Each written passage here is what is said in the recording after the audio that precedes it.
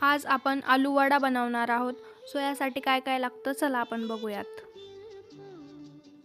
यासाठी एका कढईमध्ये 3 ते 4 चमचे तेल टाकून 2 कांदे आणि सुकं खोबरं ॲड केले.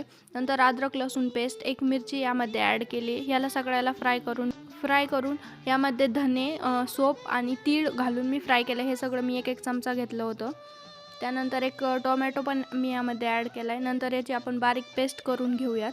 नंतर तेलामध्ये जिरे टाकून कांदा लसूण मसाला टाकून हे सगळं बॅटर आपण तेल सुटेपर्यंत फ्राय करून घेऊयात. यामध्ये मी मीठ ॲड केलं आहे. नंतर गरम पाणी टाकून याला आपण एक उकळी आणून घेऊयात. नंतर याच्यावरच्या कवरसाठी बेसन पिठामध्ये मीठ आणि हळद टाकून पाणी टाकून याला थोडंसं घट्ट आपण याचं बॅटर बनवून घेऊयात.